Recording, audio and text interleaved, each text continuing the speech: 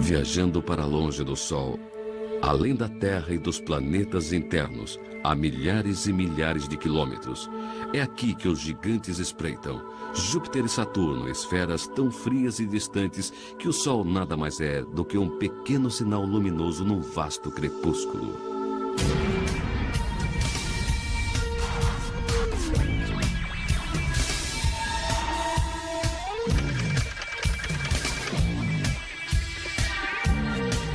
Império Solar. Esses são os mais gelados nos limites do Sistema Solar, a extremidade da escuridão.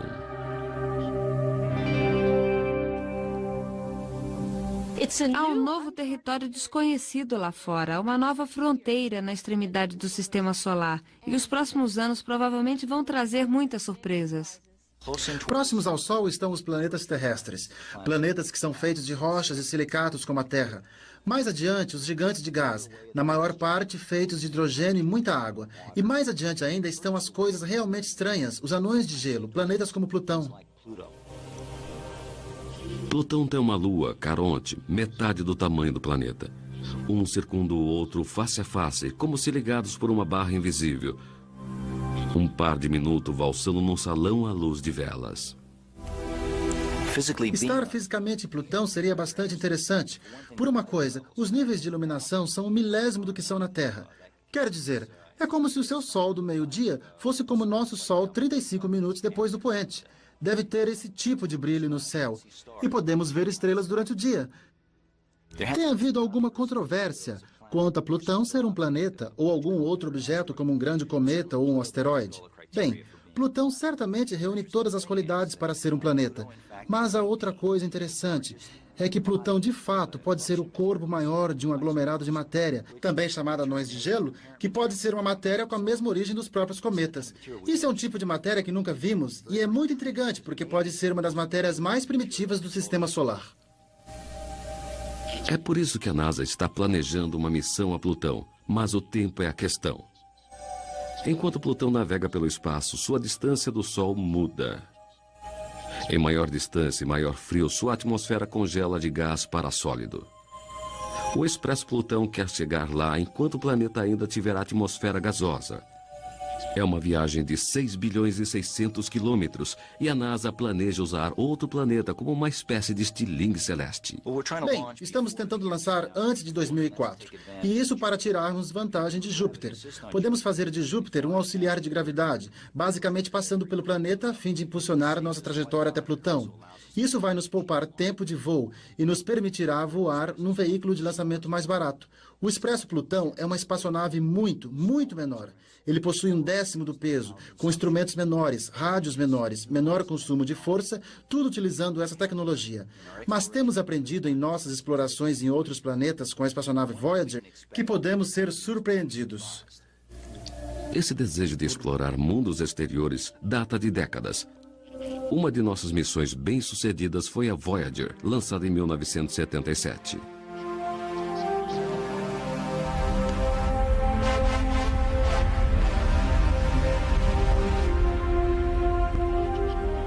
As Voyagers 1 e 2 viajaram bilhões de quilômetros pelo espaço e a Voyager 2 continua ainda mandando dados.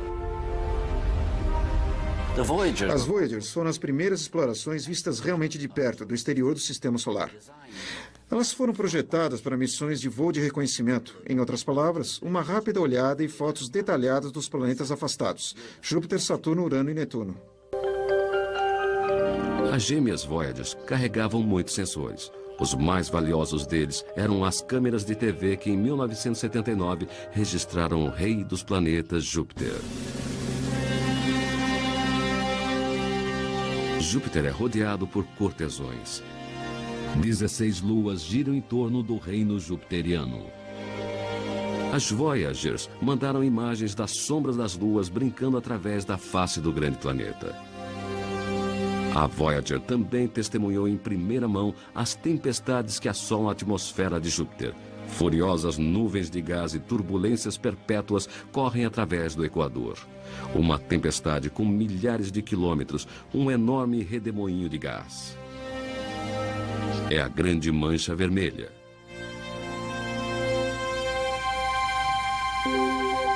2 anos mais tarde, as Voyagers nos presentearam com a primeira visão de Saturno. Ele tem sido observado desde que começamos a olhar para os céus. Sua marca registrada são os anéis. Os amplos anéis são, na realidade, milhares de anéisinhos individuais, como ranhuras num disco de vitrola.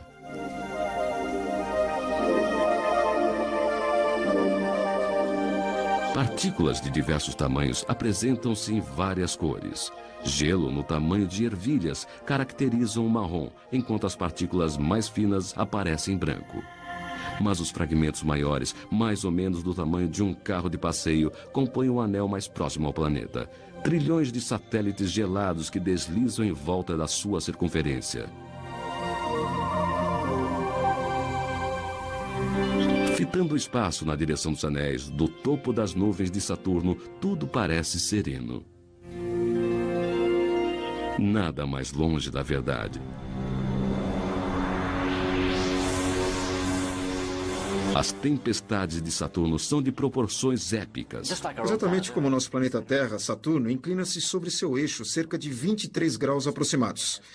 Isso significa que possui estações distintas enquanto viaja em volta do Sol a cada 30 anos. E notamos que a cada verão, uma enorme tempestade irrompe das profundezas do planeta, explodindo na superfície. E essas tormentas devem parecer com grandes nevascas de neve e de amônia. A vida pereceria em segundos ali. Saturno é um típico gigante de gás com elementos químicos diferentes de qualquer coisa na Terra.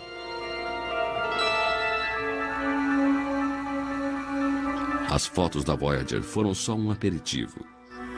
A próxima missão Cassini será uma festa saturniana, recebendo o nome em homenagem ao astrônomo italiano que estudou o planeta no século XVII. A Cassini irá explorar o sistema inteiro de Saturno. Anéis, luas, absolutamente tudo. A professora Caroline Porco, a Dama dos Anéis. O que esperamos aprender com a Cassini é como o sistema solar é formado e como os planetas são formados. E vamos examinar o sistema de satélites, principalmente os anéis. E esperamos aprender também o que faz as atmosferas compactas e quanto estáveis elas são, como ocorrem as correntes de jatos energéticos como as que temos aqui na Terra. A NASA não está sozinha nessa missão. Há 17 países envolvidos no Cassini. Há algo como cerca de 3.000 pessoas nos Estados Unidos e 1.600 pessoas na Europa. Todas unindo suas forças para fazer da Cassini um sucesso. É provavelmente a última das grandes espaçonaves robôs não tripuladas. Acreditamos ter feito da Cassini uma espaçonave bastante segura. De fato, achamos que a proporção de falhas, se preferir, é, na verdade, menor do que a da espaçonave Voyager, que aguentou tão bem. As Voyagers serão um feito difícil de igualar, mas a Cassini, com seus instrumentos superiores, tem 2 décadas de avanços tecnológicos ao seu lado. Os planos são para chegar em Saturno no ano 2004.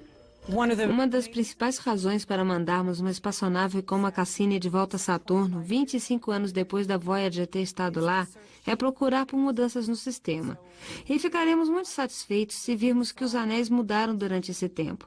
Isso nos dará informações sobre a maneira como estão evoluindo. Muitas questões sobre Saturno permanecem sem resposta, o mais belo dos gigantes gasosos. Não somente sobre os anéis, mas sobre o planeta e suas luas. A maior lua de Saturno, Titã, é a fonte das maiores especulações. Titã é o único satélite em todo o sistema solar que possui uma atmosfera substancial, e acredita-se que essa atmosfera seja similar à que tínhamos aqui na Terra antes do aparecimento da vida. A coloração laranja de Titã provém de um primitivo coquetel de gases.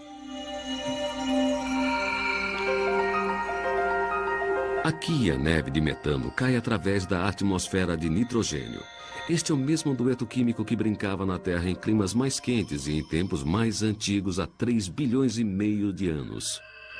Mas em Titã, com 150 graus negativos, a pederneira para a faísca da vida jamais foi riscada.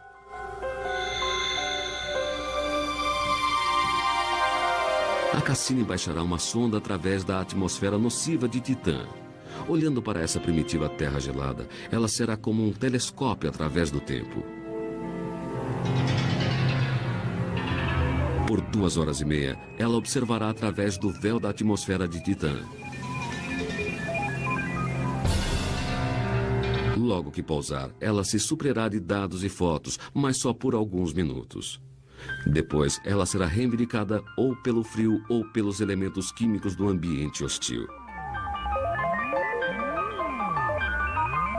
Isso será tudo. A Cassini não retornará até o próximo milênio. Enquanto isso, poderemos estudar as imagens feitas pela Voyager dos outros corpos que habitam o sistema saturniano.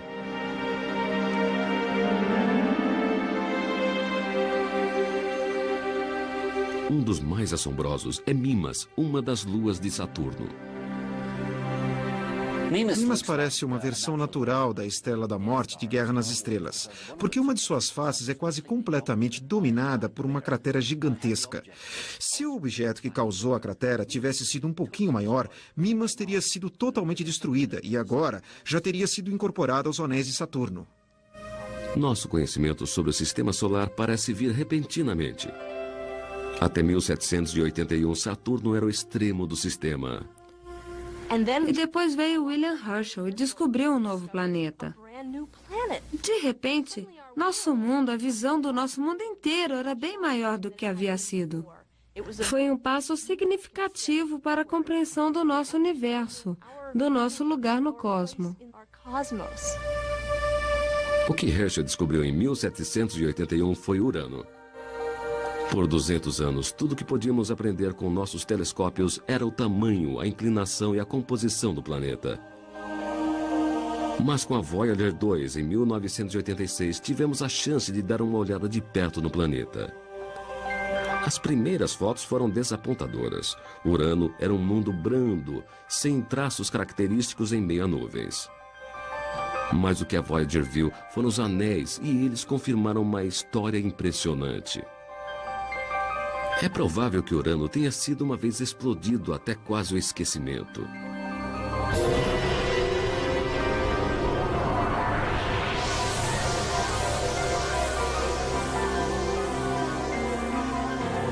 Mas antes do planeta desaparecer por completo, um núcleo residual teve gravidade suficiente para puxar a maioria dos fragmentos de volta ao planeta que vemos hoje.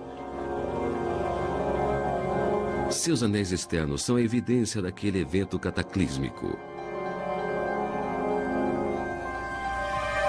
A Voyager superou a si mesma quando captou Miranda, uma das 15 luas de Urano.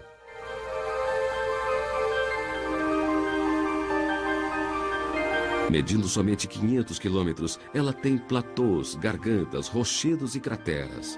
Uma maluca coleção de características superficiais, todas reunidas numa pequena lua e todas observadas pela Voyager com detalhes impressionantes. Miranda é uma reunião de fragmentos de gelo e rochas que foram desintegradas e depois reunidas, uma superfície dinâmica ainda flexível e móvel. Em vez de algumas páginas, a Voyager escreveu um capítulo inteiro sobre Urano e suas luas. Depois, o telescópio do espaço Hubble prosseguiu com a história.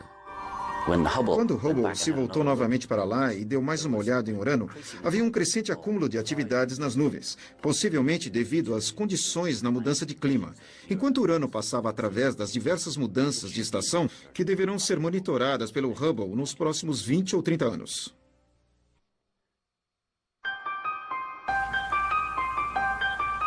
Enquanto nos esforçamos para olhar adiante no espaço, a observação nos fornece meios para previsões. Um planeta novo foi previsto antes mesmo de ser observado. Urano continuava a mudar sua velocidade, sugerindo que alguma coisa grande o arrastava. Era Netuno, predito antes que fosse visto por um telescópio alemão em 1846. No último trecho de sua odisseia, o voo da Voyager passava pelo sistema de Netuno. A data era 24 de agosto de 1989.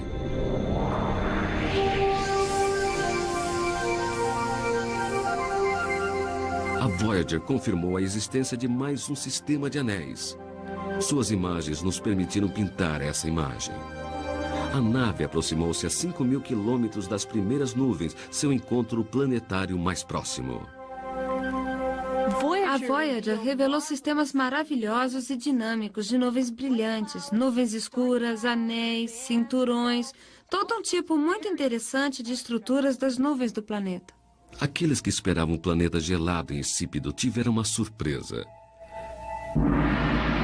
Netuno estava vivo, com sistemas atmosféricos coloridos, ventos enfurecidos de milhares de quilômetros por hora, tempestades que apareciam como vastas manchas azuis, uma delas maior do que a Terra. Mas 5 anos depois, a maior tempestade da Voyager terminou. Em 1994, o Hubble descobriu outra, mas no hemisfério norte. A lua de Netuno, Tritão. Sua órbita em volta do planeta é na direção oposta da maioria das luas do Sistema Solar. Isso sugere que Tritão é um órfão capturado e adotado por Netuno. Um estranho par, um gigante azul gasoso e uma fria, gélida lua.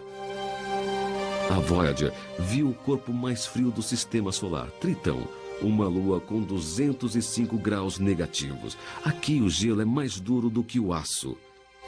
As linhas, com centenas de quilômetros de comprimento e 16 quilômetros de largura, são fossos desmoronados, áreas lisas, possivelmente lagos gelados e algumas crateras, evidência de um exterior jovem sendo ativamente renovado. As faixas negras vêm do estranho aspecto da Lua, seus geysers. O que estamos olhando aqui parecem ser geysers, algum tipo de gás, prolina, nitrogênio, sendo atirado para o alto a uns 10 quilômetros de altura. E depois, sendo soprados num ângulo de 90 graus, viajando depois mais de centenas de quilômetros, se preferir, a favor do vento. A poeira caindo desses jatos formam as estranhas trilhas negras da superfície.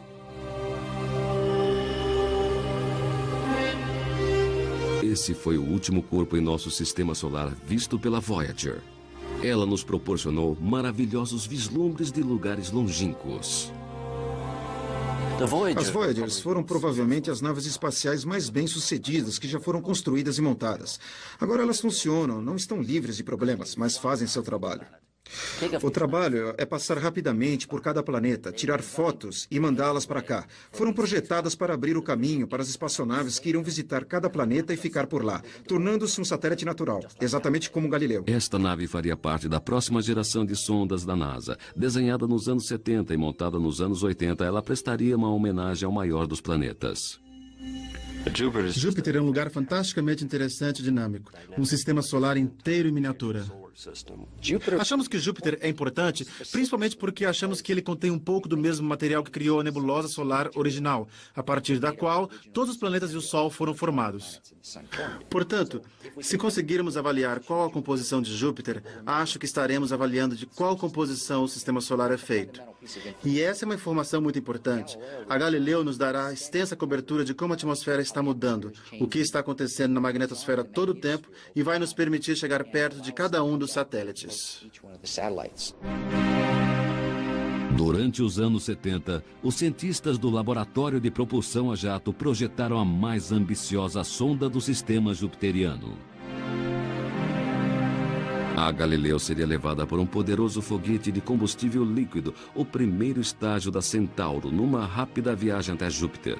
Tanto Galileu quanto Centauro deveriam subir com transporte espacial até a órbita terrestre. Dali a Centauro assumiria. Mas na data do lançamento, no início dos anos 80, nem a Centauro nem a Galileu estavam prontas.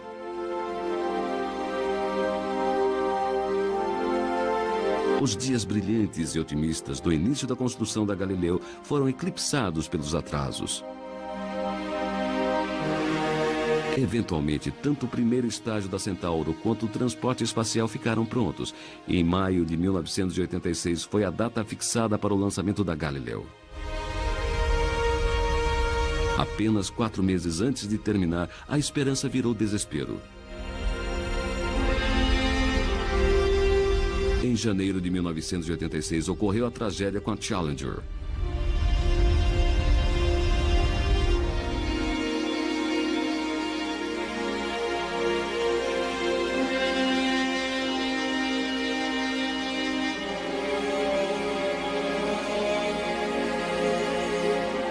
O programa do transporte foi suspenso e o silêncio caiu sobre as plataformas de lançamento Kennedy. Foguetes de combustível líquido foram proibidos nos compartimentos de carga e então o primeiro estágio da Centauro que levaria a Galileu teve que ser abandonada. A Galileu esperou pelo transporte. Ela passou os 3 anos seguintes sendo modificada, indo e voltando pelo país e colocada num depósito. Finalmente, em outubro de 1989, chegou o dia. Temos a ignição e aí decola Atlantis e a espaçonave Galileu em viagem para Júpiter.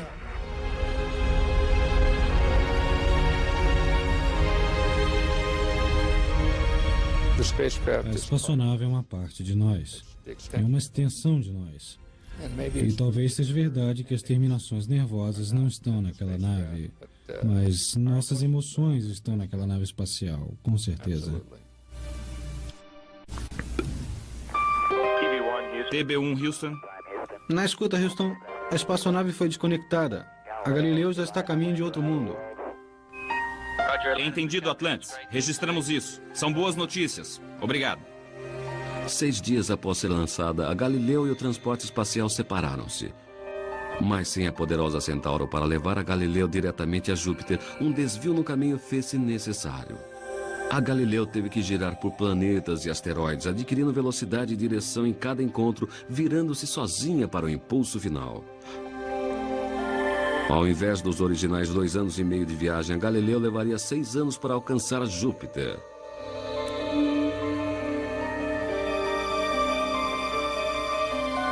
Mas a NASA tirou vantagem desses voos. A composição da superfície do lado escuro da Lua foi comparada com o lado iluminado.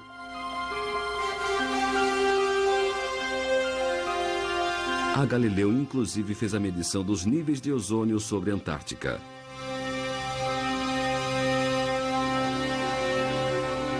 Mas as coisas deram errado novamente. Justamente quando a nave estava deixando a Terra na última hora, a antena de longo alcance recusou-se a abrir corretamente.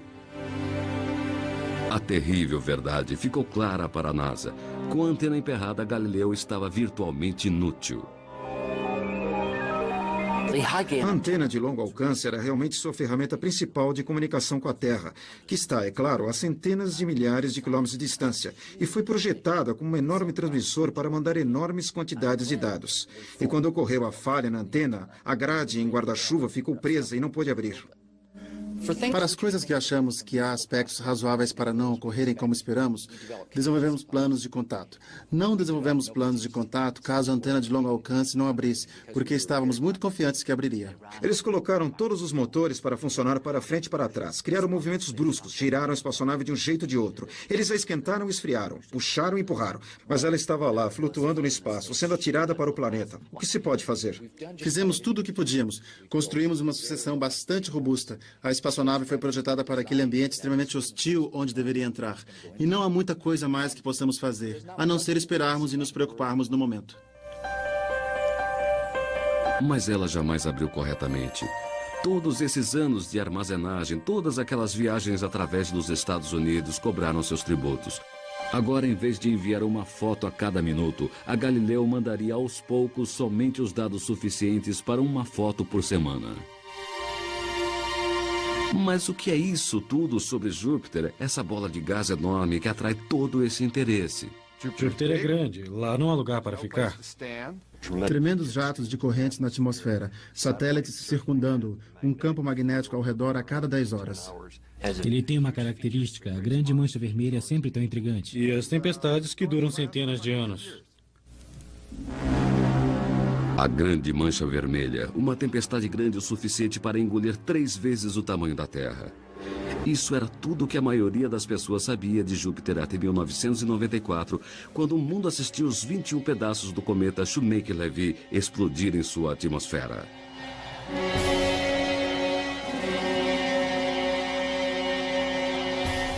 Eram fragmentos de um cometa arrancados por ter roçado de perto o gigantesco planeta 2 anos antes. Júpiter empurrou os fragmentos para suas nuvens.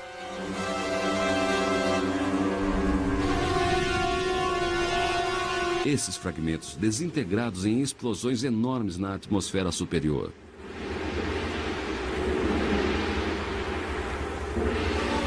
Mais tarde, Júpiter exibia alguns olhos pretos. Alguns estendendo seu tamanho de nosso planeta.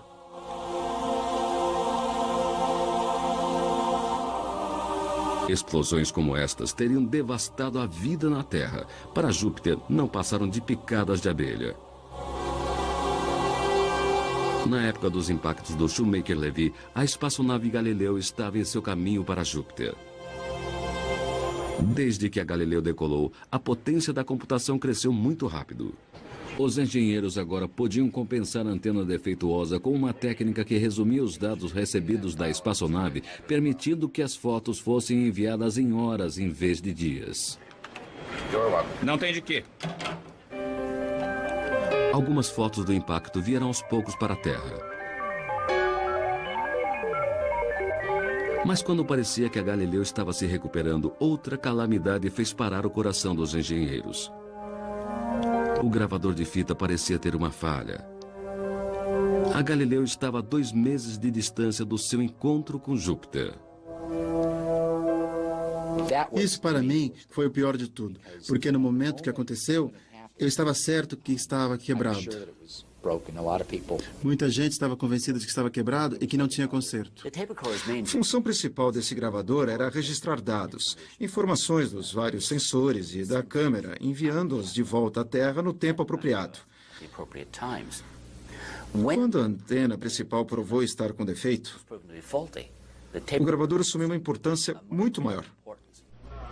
Finalmente, descobriram que o final da fita estava defeituosa. Mandando os computadores de bordo ignorarem aquele pedaço, o resto poderia ser usado para gravar fotos e dados. Mas havia um preço a ser pago. A rota da Galileu estava planejada para que ela encontrasse Io, um caldeirão de vulcões sulfúricos e uma das luas mais intrigantes de Júpiter.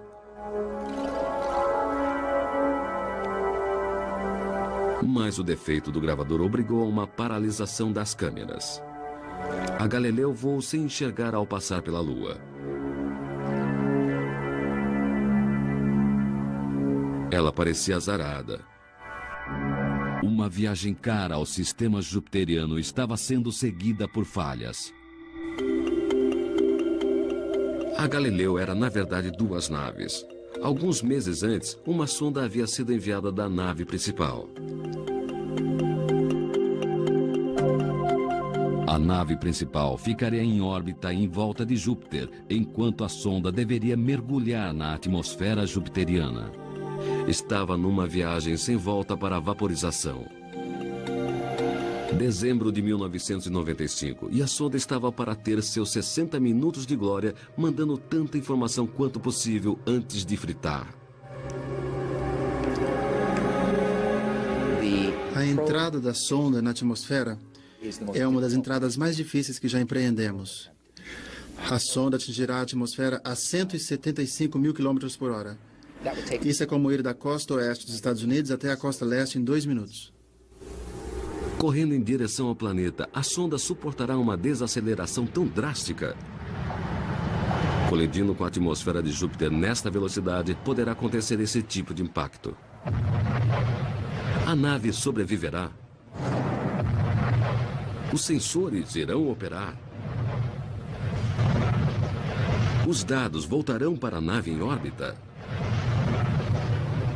Eu estava caminhando para o dia do juízo final. Aquela quinta-feira, 7 de dezembro, para mim, foi o dia do juízo final. No dia seguinte, eu poderia estar no céu ou no inferno. Não havia 2 caminhos para isso.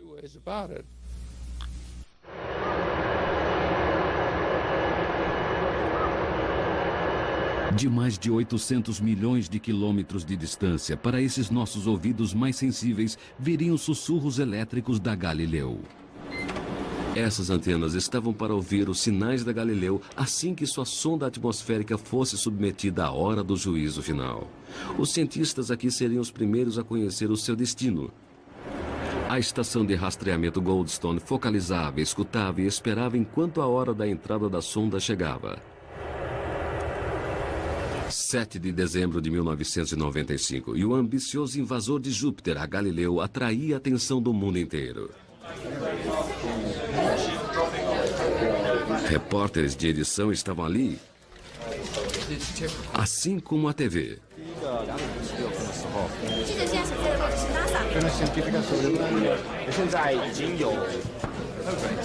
Na sala de conferências, cientistas de toda a América estavam reunidos para informar-se sobre o destino da missão.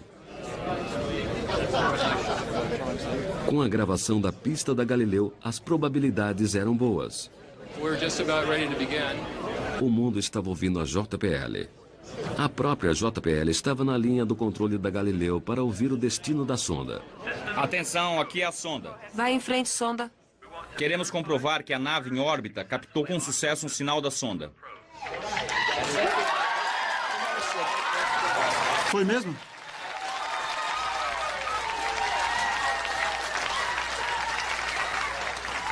A sonda atmosférica estava transmitindo. As coisas estavam prosperando. Isso é impressionante. Isso é o testemunho da habilidade dos cientistas e engenheiros brilhantes que trabalharam neste programa. Eles passaram pelos riscos de Pauline, pela perda de um veículo de lançamento, da perda da antena de longo alcance, pelo problema com o gravador de fita, mas conseguiram assim mesmo. A pequena sonda fez o mergulho kamikaze mais espetacular da história. Em 1 minuto, o obstáculo atmosférico reduziu sua velocidade para 66 mil quilômetros por hora. Seu escudo de calor queimou a 12 mil graus centígrados. No outro minuto, o paraquedas abriu. A velocidade diminuiu para 30 mil quilômetros por hora. Mais 10 segundos e o casulo protetor foi lançado. Os instrumentos foram expostos diretamente à atmosfera jupiteriana. Aos 4 minutos, a sonda alcançou as primeiras nuvens visíveis. Pelos 150 quilômetros seguintes, extremos inimagináveis, frio congelante, ventos severos, aumento de temperatura e pressão e turbulência desconhecidas na Terra. O mergulho estava terminado em 57 minutos. Como um cubo de gelo numa fornalha, ele derreteu. Os cientistas estavam exultantes.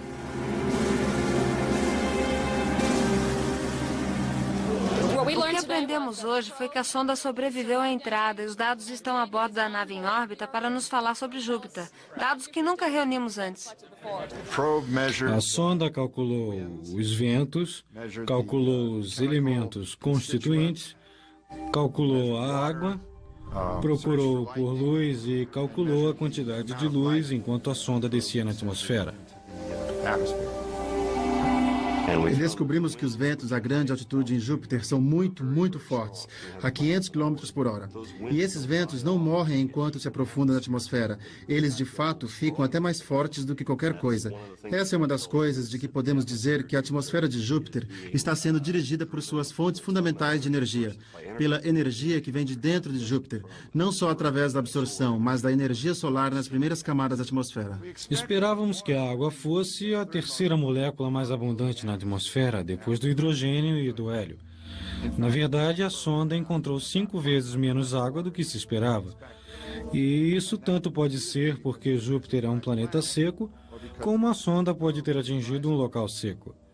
Mas então, é claro, a questão é como poderia esse local seco persistir a despeito de toda aquela mexida e atividade que estava acontecendo na atmosfera. Ainda estamos questionando isso. Mas muito mais está por vir. A espaçonave Galileu vai se posicionar na órbita de Júpiter, alinhando a si mesma para a parte principal da missão. A grande mancha vermelha, como vista pela Galileu. Imagens de grande nitidez nos dão essa espantosa visão detalhada do sistema de tempestades de vida longa.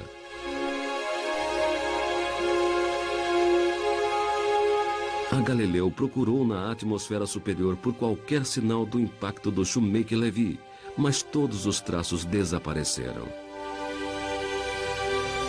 Quem sabe as evidências foram varridas na turbulenta atmosfera. Tempestades de redemoinhos e ciclones de amônia gelada, mais provas da Galileu de uma atmosfera dinâmica. Circundando Júpiter há anéis muito tênues. Invisíveis da Terra, eles são subjugados pela luz de Júpiter. É como tentar ver uma vela contra um feixe de luz de um holofote, mas eles só poderiam ser percebidos se estivéssemos pairando perto das nuvens. A melhor hora para vê-los é quando estão por detrás do Sol. O maior dos anéis mede alguns milhares de quilômetros e parece ser feito de trilhões de minúsculos grãos de poeira tão finos quanto a fumaça de um cigarro. Partículas provenientes de constantes colisões que mantêm o anel reabastecido. A Galileu captou os anéis de Júpiter, mas a espaçonave tinha outros compromissos a serem mantidos. Dezembro de 1995, a Galileu é arremessada para fora a 20 milhões de quilômetros, mas a gravidade de Júpiter a puxa de volta e então a guia numa excursão pelas luas. A cada nova órbita, a nave poderá oferecer novas visões. As explorações da Voyager em 1979 mostrou-nos extraordinariamente que cada uma dessas luas tem uma característica própria. Elas rapidamente tornaram-se um tipo de velhas amigas para aqueles que as estudavam. Cada uma tinha uma cara e uma história diferentes. Havia sido açoitada de maneiras diferentes. E vamos querer ver o que essas coisas parecem quando a Galileu voar 350 vezes mais perto do que as Voyagers voaram. As fotos que a Galileu mandou de volta valeram a espera. Imagens de luas nunca vistas tão de perto. Calisto é a lua mais distante de Júpiter. Ela também tem provavelmente mais crateras e a superfície mais antiga de todo o sistema solar. Somente uma olhada em Calisto e tudo o que se vê são crateras. Crateras desde coisas minúsculas até coisas como essas, como 15, 30, 50, 80 quilômetros de lado a lado. Esse é um centro de enorme impacto que deve ter ocorrido anos atrás. Elas se irradiam para fora em anéis concêntricos, num diâmetro de mais de 1.500 quilômetros. A Galileu, assim como Calisto, paga um preço por estar tão perto de Júpiter. A esfera gasosa, com sua poderosa gravidade, suga para dentro qualquer cometa ou asteroide que vaguear muito perto.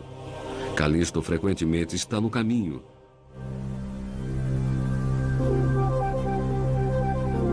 Ao contrário, Europa mostrou uma face completamente diferente de Calisto. Europa, com sua falta de crateras, sugere uma superfície jovem feita de matérias recentes. Rachos parecem mostrar onde a crosta da Lua se deslocou, permitindo os líquidos brotarem de baixo. A coisa mais intrigante sobre a Europa é essa série de milhares de linhas que cruzam sua superfície, mais parecido com um sistema de rodovias. Pelas fotos tiradas pela Voyager e de longe pela Galileu, essas linhas parecem simples. Quando se olha para elas mais de perto, através das fotos mais detalhadas de Galileu, podemos ver que são duplas. A razão disso parece ser que estamos olhando para um lugar onde a água ou líquido subiu através das fendas da superfície. Derramou para fora, solidificou ou congelou. O que estamos vendo é provavelmente um tipo de dique. E os diques ou as fendas estão pela ordem de 1.200 a 1.500 metros de lado a lado. Europa pode guardar a maior surpresa de nosso sistema solar: vida. Não na superfície, mas 100 quilômetros abaixo. Como na Terra, lá pode haver oceanos quentes com aberturas vulcânicas onde criaturas se aglomeram, alimentando-se dos nutrientes. Certamente, a próxima espaçonave para a Europa deverá levar um minúsculo submarino robô. No meio, entre Europa e Júpiter, está Io, única no sistema solar. Pelo seu núcleo, é enxofre quente e derretido que alimenta os vulcões, muito estranho nesse reino frio de gases gelados. Io, onde o enxofre negro marca as bocas vulcânicas. Cinza vermelha o circunda e a lava de enxofre amarelo corre para os vales. Um lindo e colorido retalho, mas sempre há um vulcão dinâmico a ser encontrado. A mais óbvia manifestação dos vulcões que vemos são as colunas de fumaça dos vulcões ativos que vemos melhor, contra o céu negro e a ilustração brilhante. Pelo menos um dos vulcões de Io parece ter problema para se manter quieto. Prometeu é uma coluna de vulcão ativo que vimos com a Voyager. E muito recentemente, pelas imagens da Galileu, vimos Io e notamos que Prometeu continua ativo. Ele parece aproximadamente o mesmo, somente que ficamos surpresos ao olhar e notar que ele não está exatamente no mesmo lugar. Na verdade, ele migrou uns 120 quilômetros a oeste de sua posição anterior, e isso é muito incomum. Na Terra, os vulcões não se movem por aí assim, mas em Io, aparentemente, eles o fazem. Para a pequena espaçonave, isso é possível, não há descanso. A Galileu continua para Ganímedes. Com quase 5.000 quilômetros de diâmetro, esta é a maior lua do Sistema Solar. É uma mistura de gelo e rocha. Galileu fez inúmeras passagens e, na mais próxima, a nave chegou a 330 quilômetros da superfície gelada de Ganímedes. Enquanto a Galileu passava em seu voo por Ganímedes, detectou sinais de um campo magnético. Isso é muito incomum. Um campo magnético dentro da magnetosfera do planeta gigante, Júpiter. O campo magnético fala-nos algo sobre o que acontece dentro do núcleo de um planeta, ou nesse caso, da Lua. Esses resultados têm permitido aos cientistas fazerem uma figura da estrutura interna da Lua. Sob uma crosta delgada está uma casca gelada de 820 quilômetros de espessura. Abaixo disso está uma capa de rocha fundida. No centro há um denso núcleo metálico. Juntos, o núcleo e a capa giratória produzem um campo magnético. Os apitos altos e a estática num dos sensores da Galileu são os sinais desse campo magnético.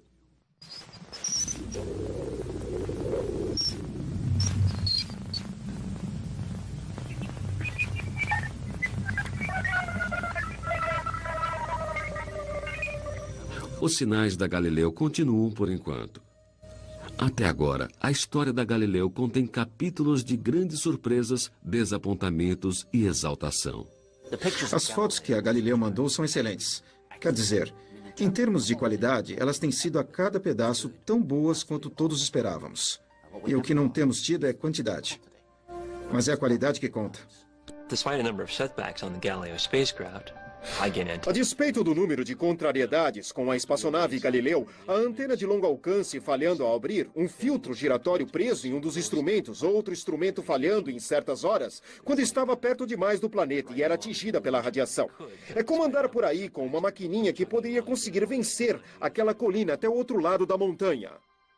A Galileu continuará trabalhando, usando seus impulsos e a gravidade para manobrar a si mesma, passando por planetas e luas. Embora ela não nos conte tudo o que queremos saber sobre o sistema jupiteriano, cada novo fragmento de dados nos ajudará a pintar uma figura clara do reino de Júpiter. Enquanto no espaço houver tantas questões quanto estrelas, continuaremos a mandar nossos exploradores. Está em nossa natureza indagar como o universo veio a existir. Com cada passo para o exterior, chegamos um pouquinho mais perto da compreensão. E mesmo sem conhecer as respostas durante nossas vidas, deixaremos os alicerces do conhecimento para as gerações futuras. Devemos pensar a longo prazo e em explorar o sistema de Saturno ou qualquer outro planeta do nosso sistema solar. O que fazemos é coletar informações. Estamos enchendo as livrarias na Terra com informações sobre nossa vizinhança celestial. Algumas perguntas ainda restam. Ainda não sabemos do que provém as cores de Júpiter. Quais são as matérias ali? Ainda há questões sobre Júpiter que nos faz querer voltar para lá.